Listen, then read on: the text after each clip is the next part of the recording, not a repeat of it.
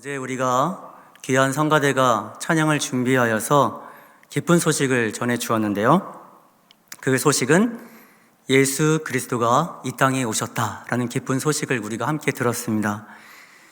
그 찬양의 기쁨이 여러분에게 위로가 되고 이 세상에 다른 그 어떤 누구보다 가장 큰 위로가 되시는 주님을 믿고 나아가는 저와 여러분 될 수 있기를 간절히 소망합니다. 이런 찬송이 있습니다. 구주를 생각만 해도 이렇게 좋거든. 생각만 해도 주님 오심이 좋고 주님이 참으로 좋구나. 그것만큼 위로가 되는 그 예수님을 내 마음속에 모시며 살아야 하는 것입니다. 하나님께서는 선지자들을 통해서 늘 우리에게 말씀해 주셨습니다. 너희를 결코 버리지 않을 것이다. 내가 너희를 살게 할 것이고 구원할 것이다. 주님께서 늘 우리에게 말씀해 주셨습니다. 날씨가 추워도 주님을 생각하면 마음이 따뜻해지죠.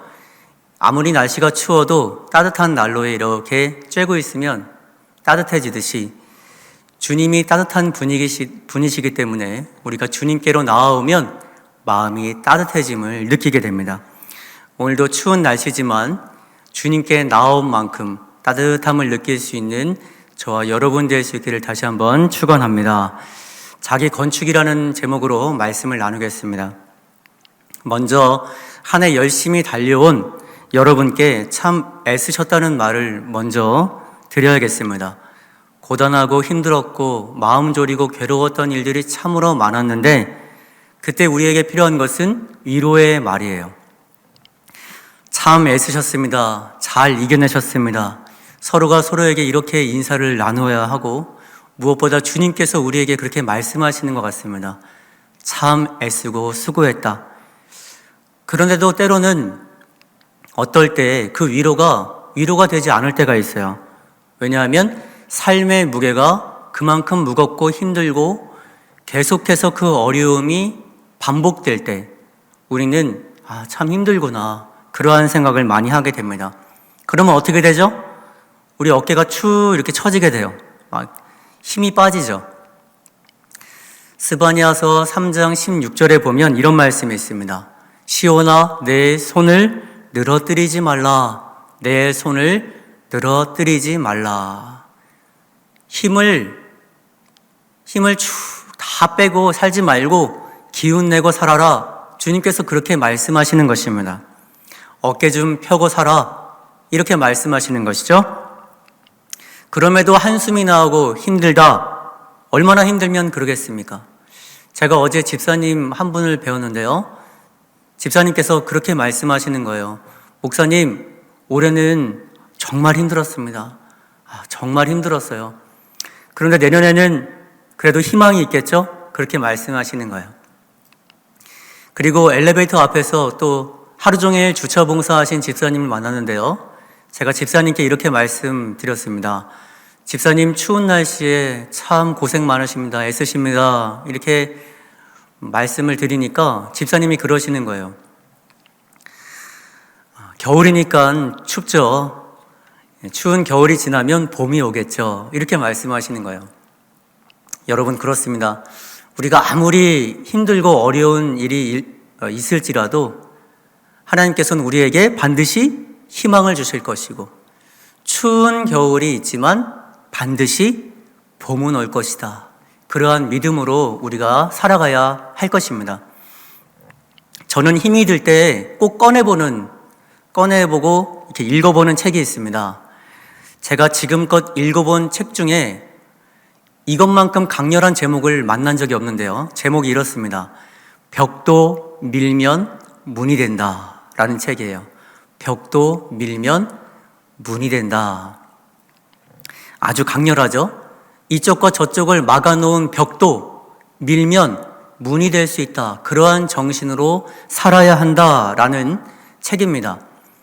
이 책은 만우 송창근 목사님의 평전인데요. 이 말은 목사님의 좌우명이기도 하였습니다.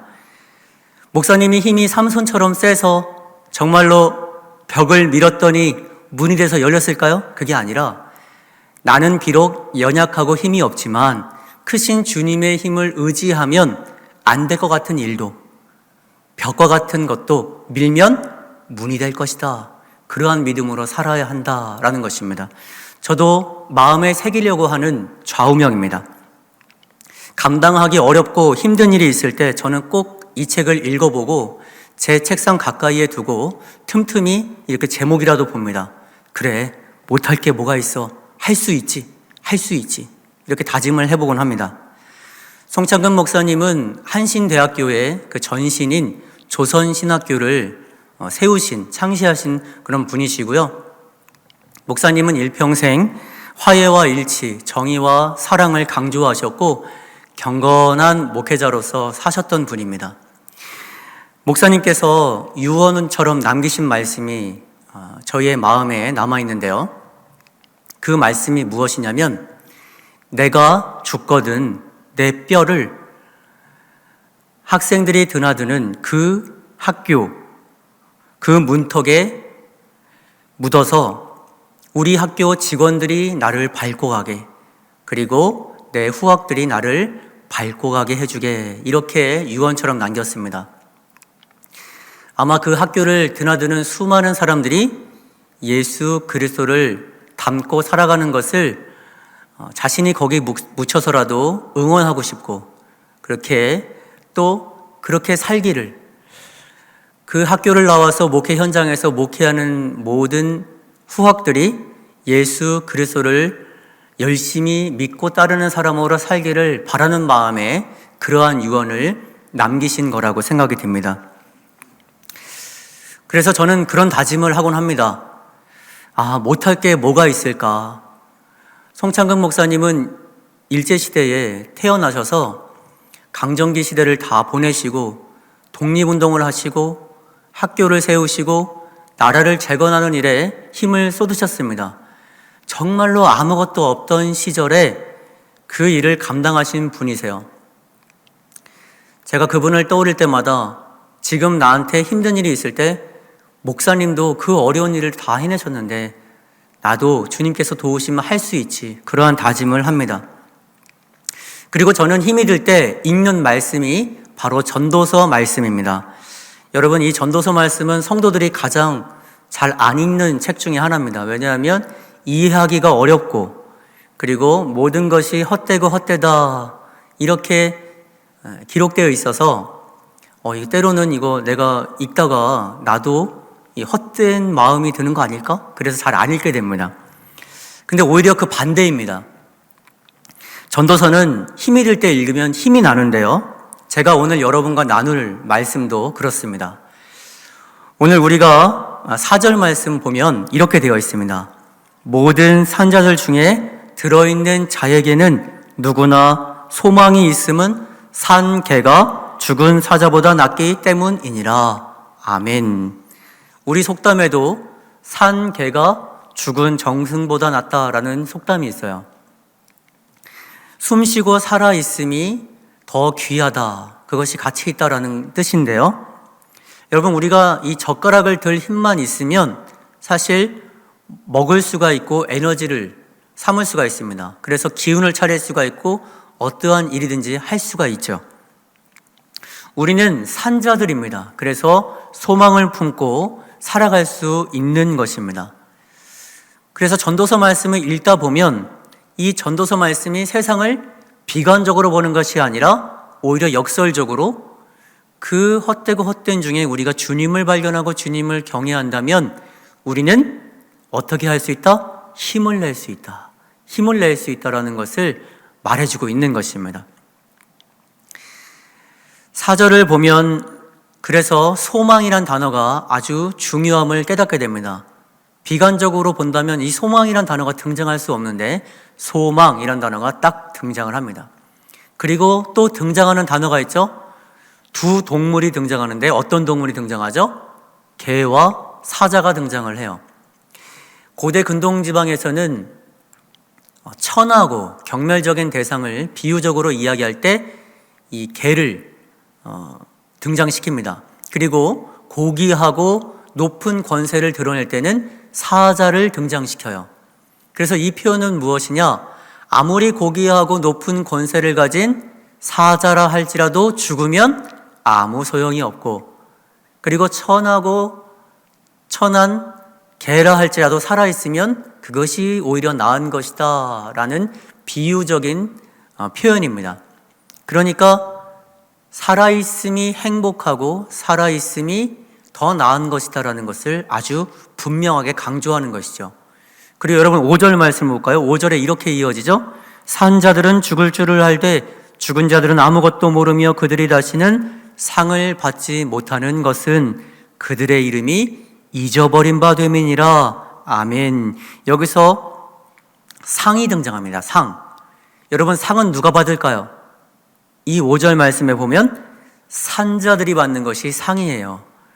죽은 자들은 그 이름조차 잊혀진다. 물론 우리가 천국 소망, 하늘 소망을 품고 살기 때문에 하나님 나라에 가서 상급을 받을 사람들이지만, 여기서 표현하는 상은 이 땅에서 우리가 살아있을 때 하나님께 받게 되는, 누리게 되는 복, 기쁨을 말합니다.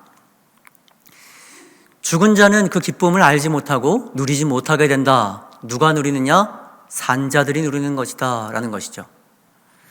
성경에도 죽은 자에 대한 기억은 곧 사라진다라는 표현이 있습니다. 시편 41편 5절에 보면 나의 원수가 내게 대하여 악담하기를 그가 어느 때에나 죽고 그의 이름이 언제나 없어질까 하며, 죽고 그러면 이름도 잊혀지고 그렇게 기억 속에 사라지게 될 텐데 라는 표현이에요. 여러분 아쉬운 말이지만 죽으면 쉽게 잊혀집니다. 쉽게 잊혀져요. 그러나 전도서의 이 말씀은 역설적으로 이렇게 말하죠. 그렇기 때문에 한 번뿐인 인생, 한 번뿐인 그 인생을 제대로 살아야 한다라는 것을 뜻합니다. 또 한편으로는 우리가 이렇게 생각해 볼 수 있을 것입니다. 아무리 죽은 자라 할지라도 살아있을 때 열심히 살았다면 그 이름을 후대가 기억을 해줍니다. 그래서 평전을, 어떤 위인전을 읽어보면 그 사람들이 살았을 때 열심히 살았던 것을 그 후대가 기억하여서 길이길이 그 정신과 뜻을 닮으려고 애쓰는 것이죠. 자, 전도서에서 오늘 말씀의 핵심은 무엇이냐? 인생에 대해서 표현하는 것입니다. 인생. 인생은 무엇입니까? 하나님께서 나에게 주신 귀한 선물이에요. 그리고 다시는 없을 한 번뿐인 것이 인생입니다. 그러면 우리가 이렇게 물어보아야겠죠? 한 번뿐인 인생을 어떻게 살아야 할까? 한 번뿐인 인생을 어떻게 살아야 할까? 이 한 번뿐이 없는 이 기회를 어떻게 잘 활용해야 할까? 여러분 그 기회는 누구의 몫입니까? 바로 내 몫이에요. 오롯이 내가 다 그것을 내 몫으로 감당해야 합니다. 우리는 이러한 신앙 자세로 살아야겠죠? 어떠한 질문을 해야 되는가? 내 삶을 어떻게 창조적으로 계획하고 나아가야 할까? 이것을 끊임없이 붙잡고 씨름해야 하는 것입니다. 제가 처음에 이 송창근 목사님을 여러분께 소개해드리면서, 그리고 이 목사님의 뜻을 한번 지금 나눴는데, 목사님께서 평생에 가장 중요하게 생각하고 자신을 연단하면서 마음의 중심으로 삼았던 그러한 말이 있습니다. 그 말이 뭐냐면 자기 건축이라는 말이에요. 자기 건축. 이것을 조금 더 쉽게 설명하면 나 자신을 어떻게 설계하고 운영할 것인가, 그것을 평생에 씨름하며 살아야 한다. 그것을 평생에 씨름하며 올곧게 자기의 앞길을 개척하는 사람이 자기 건축을 이룬 사람이다 라고 하셨습니다. 자, 여러분 이 말을 들으니까 우리가 뭔가 창조적으로 나를 위해서 개발해야 될 것을 찾아야 될 것 같고, 그리고 학원이라도 등록해야 될 것 같아요. 그죠? 그러면 목사님이 말씀하신 자기 건축이라는 것은 무엇일까? 그 쓰신 글에 보면 내용이 이렇습니다. 자기 건축의 모델은 예수 그리스도시다. 자기 건축의 모델은 예수 그리스도시다. 예수님은 극기, 희생, 박해를 인간에게 교훈하셨으며 그렇게 사셨다. 극기, 희생, 박해를 통해 자기 이상이 실현되고 자기가 건축되는 것이다. 이렇게 말씀하셨습니다. 조금 더 제가 쉽게 설명해 드린다면, 여러분 극기라는 말 참 오랜만에 들으시죠? 옛날엔 극기 훈련 많이 했는데요. 자기를 이겨내는 것, 어렵고 힘든 상황이 있더라도 감정과 그리고 욕심을 누르고 자기를 이겨내서 어느 상황까지 도달하게끔 이루는 것, 그것이 극기입니다. 예수님께서 자기 자신을 버리고 하나님의 뜻을 이루신 그 극기를 이루셨다. 우리는 그것을 닮아야 한다라는 뜻일 것입니다. 그리고 박해와 사랑은 우리가 잘 알듯이 예수님께서 하나님의 사랑을 모든 사람에게 알려주신 것처럼, 그리고 사랑하며 사셨던 것처럼 우리도 어떻게 살아야 합니까? 박해와 사랑으로 살아야 한다. 남을 위해 살아야 한다. 우리의 모델이신 주님을 닮아야 합니다. 라는 말씀입니다. 그리고 이렇게 말씀하셨는데요. 여러분 조금 어렵더라도 한번 어떤 뜻인지 생각해 보시기 바랍니다. 진실로 원만한 자기 건축의 대사를 성취하려면, 그러니까 자기 건축이라는 큰 뜻을 이루려면 자기 건축의 제일 의인이 되는 예수의 인격에 본하고, 자기 건축함에 가장 앞서서 본을 보이신 주님을 닮아야 하고 본받음이 있어야 할 것이다. 예나 지금이나 자기 건축의 도는 예수와 같이 감성과 이성을 선히 조화 융합하여 원만한 인격 양성함에서 타도가 없다. 이렇게 말씀하셨습니다. 그러니까 우리의 모든 전 인격도 예수님의 마음을 닮아야 하고, 그리고 그렇게 내 인격의 자라남을 볼 때 우리는 주님의 길로 걸어갈 수 있고 다른 길로 가지 않게 되는 것입니다. 라는 뜻입니다. 여러분, 이 목사님의 말씀이 저는 지금도 들리는 것 같아요. 힘들고 어려울 때 자기 건축을 해야 합니다. 힘들고 어려울 때 예수님을 모델로 삼고 나아가야 합니다. 이렇게 저에게 말씀해 주시는 것 같습니다. 연말이 되면 우리가 느끼는 것이 있습니다. 여러분 어떤 것들을 느끼시죠? 세월이 참 빠르구나. 세월이 참 빠르구나. 내가 한 살 더 먹는구나. 이런 생각들을 하게 됩니다. 한 해를 돌아보고 새해를 내다보면서 또 우리가 생각하는 것이 있죠? 새해는 내가 어떻게 보내야 할까? 새해에는 어떤 기대감이 나에게 있을까? 이러한 생각들을 하게 됩니다. 여러분은 새해를 어떻게 준비하고 계십니까? 새해는 반드시 부푼 기대와 꿈이 여러분에게 있을 것입니다. 그 중심에 우리는 자기 건축을 해야 하는데, 그 자기 건축의 1번, 바로 예수 그리스도를 마음의 중심에 모시고 사는 것, 예수 그리스도를 닮으려 하고 예수님과 동행하는 것, 그것을 우리는 다짐하고 또 다짐해야 합니다. 그렇게 열심히 살고 우리가 자기 건축을 이룬다면 주님께서 어떤 복을 주실까요? 7절 말씀에 보면 이런 복이 기록되어 있습니다. 너는 가서 기쁨으로 내 음식물을 먹고 즐거운 마음으로 내 포도주를 마실지어다. 이는 하나님이 내가 하는 일들을 벌써 기쁘게 받으셨음이니라. 아멘.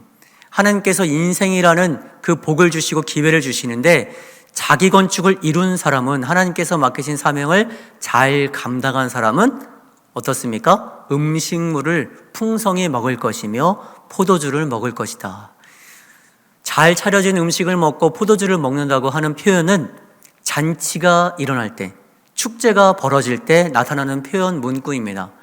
그러니까 우리의 삶이 늘 잔치와 축제 가운데 있다고 하는 것은 언제 그것이 우리에게 다가오는가? 나를 잘 건축하고 세운 사람, 하나님의 일을 잘 감당한 사람이 충분히 그것을 누릴만 하다라는 뜻입니다. 그리고 8절 말씀에 이렇게 되어 있죠. 내 의복을 항상 희게 하며 내 머리에 향기름을 그치지 아니하도록 할지니라. 아멘. 흰옷도 축제 때 입는, 아주 순결을 상징한 고귀한 것을 상징합니다. 그리고 향기름은 올리브 나무에서 추출한 기름이죠. 아주 귀한 기름이 내 머리에 발라져서 그치지 아니할 것이다. 하나님의 일을 충분히 감당하고 잘 애쓰고 충성된 사람들은 그렇게 기름진 것도 누리게 할 것이다 라는 하나님의 말씀입니다. 여러분, 이 말씀이 누구에게 어울릴까요? 바로 여러분들에게 어울리는 말씀이에요. 한 해 열심히 주님의 일을 감당하고 애쓴 여러분, 맡겨진 일에 충성을 다하고 맡은 자리에서 최선을 다한 여러분에게 하나님은 그렇게 말씀하시는 겁니다. 잘 차려진 음식을 먹고 포도주를 마시며 향기름이 그치지 않게 할 것이다. 하얀 예쁜 흰옷을 입고 그 잔치에 참여해라. 주님께서 그렇게 말씀하고 있는 것입니다. 그리고 그 잔치에 참여한 우리에게 다시 한번 강조해서 이 말씀을 해주신데요. 바로 10절 말씀입니다. 우리 10절 말씀을 함께 봉독해 보겠습니다. 내 손이 이를 얻는 대로 힘을 다하여 할지어다. 내가 장차 들어갈 수월에는 일도 없고 계획도 없고 지식도 없고 지혜도 없음이니라. 아멘. 자, 하나님께서 축제를, 잔치를 즐기게 하시는 분인데 그 축제와 잔치를 계속해서 즐기기 위해서는 우리가 무엇을 해야 하는가? 네가 수고를 해야 한다. 내 손이 얻는 대로 힘을 다하여야 할지어다. 이렇게 말씀합니다. 하나님께서 나에게 일을 맡기신다는 거예요. 그 일을 계속해서 감당하는 사람들이 그 잔치를 누릴 수 있는 것이다. 그리고 오늘 그 말씀에 수월이라는 표현이 나오죠. 고대 히브리인들은 하늘과 땅과 땅 아래 이렇게 우주를 구분하여 생각하였는데 수월, 죽으면 가게 되는 곳, 그것을 수월이라고 생각을 했습니다. 그러니까 오늘 말씀에 어떻게 표현되어 있습니까? 수월에는 일도 없고 계획도 없고 지식과 지혜도 없음이니라. 죽게 되면 네가 일할 것도 없고 계획도 없고 지혜와 지식도 없으니 그러니 언제 일하고 계획하고 주님의 지혜를 따라 살아가야 하는가? 살아있을 때 해야 한다. 살아있을 때 해야 한다. 나이를 불문하고 나이가 많고 적음을 떠나서 주님께서 내 손에 일을 맡기신다면 그 일을 붙들고 나아가야 한다. 그러면 하나님은 준비된 잔치가 있고 그 잔치를 너에게 베풀 것이다 라는 말씀입니다. 사도 바울도 골로새서 말씀에서 이렇게 말씀합니다. 3장 23절에 무슨 일을 하든지 마음을 다하여 주께 하듯 하고 사람에게 하듯 하지 말라. 무슨 일이건 어떤 상황이건 주어진 일에 최선을 다하여 주께 하듯 하라 라는 말씀입니다. 19세기 영국의 소설가이자 사제였던 찰스 킹즐리라는 분이 이 말씀을 해주셨는데요. 여러분 한번 이 말씀이 어떤 뜻이 있는지 한번 생각해 보시기 바랍니다. 내가 보아온 인생 최고의 성공자들은 모두가 늘 명랑하고 희망에 가득 차 있는 사람이다. 성공자들은 이를 웃는 얼굴로 해나간다. 그들은 생활에 일어나는 여러 변화나 기회가 즐겁거나 슬프거나 어떠하든지 늘 당당히 맞이해 드린다. 이렇게 말씀하셨습니다. 저는 이 글을 읽고 이런 생각이 들었습니다. 나는 어떤 모습일까? 누군가가 나에게 일을 맡길 때, 하나님이 나에게 일을 맡길 때 나는 명랑하고 활기찰까? 아니면 나 힘들어 참 큰일 났는데 나한테 또 일을 맡기시네. 인상을 찌푸리고 한숨을 쉬고 있을까? 여러분은 어떤 모습일 것 같습니까? 이제 우리는 묵은 해를 보내고 그것을 송구라 말하죠. 그리고 다음 해, 새로운 해를 맞이하는 영신을 맞이하는 그 가운데에 위치해 있습니다. 그러면 묵은 해를 어떻게 보내면 좋을까요? 저는 송구라는 단어를 써서 송구한 마음으로 보냈으면 좋겠습니다. 하나님께서 나에게 일을 맡기신 것들이 참으로 많은데 잘 하지 못한 것 같아서 주님, 송구한 마음뿐입니다. 송구한 마음뿐입니다. 하나님, 올해도 많은 사람들을 만나고 그리고 형제자매와 사랑하라 그렇게 살라고 말씀하셨는데 그렇게 살지 못한 것 같아서 송구합니다. 송구합니다. 그렇게 보내는 거예요. 그러면 이제 새로운 한 해는 어떻게 맞이하면 좋을까요? 영신은 어떻게 맞이할까요? 영 신나게 맞이하는 거예요. 영 신나게. 하나님 나한테 일을 맡겨주시니 제가 신나게 일해보겠습니다. 하나님께서 맡기신 일이라면 이제는 즐겁게 제가 감당할 수 있을 것입니다. 하나님은 나에게 잔치를 베풀어 주시고 그리고 그 잔치 가운데 거하게 하심을 내가 믿기 때문입니다. 여러분 새로운 한 해 가정에서 교회에서 하나님께서 여러분의 손에 일을 맡기십니다. 그 일을 잘 감당하고 그리고 충성되게 감당할 때 하나님께서 복 주시고 은혜 가운데 우리를 살게 하심 믿고 나가는 저와 여러분 될 수 있기를 간절히 소망합니다. 아멘. 기도드리겠습니다. 고마우신 주님, 오늘도 주 앞에 나와 말씀 듣게 하시니 감사드립니다. 오늘 말씀을 마음에 새기기를 원합니다. 주님은 우리에게 인생이란 기회를 주시는데 우리가 그 기회를 잘 활용하게 하여 주시고 자기 건축을 이루게 하여 주옵소서. 예수 그리스도를 나의 모델로 삼고 예수 그리스도를 마음의 중심에 모시며 예수 그리스도를 나의 표대로 삼고 나아갈 수 있게 인도하셔서 주님과 동행하여 맡겨진 일에 최선을 다할 때에 주님께서 준비하신 잔치 자리에 참여하여 기쁨을 누리게 하여 주옵소서. 주님, 우리가 감당할 수 있는 일임을 늘 깨닫고 신나게 일하게 하여 주시고 기쁘게 일하게 하여 주시고 기쁘게 일하고 있음을 모든 사람들에게 말하여 그리고 하나님께 영광 돌리며 기도하여 주님께 착하고 충성된 종아 잘하였도다 칭찬받을 수 있는 우리의 믿음 되게 하여 주옵소서. 주님께서 성령으로 지켜 보호하실 것을 믿사오며 사랑 많으신 예수님의 이름으로 기도하옵나이다. 아멘.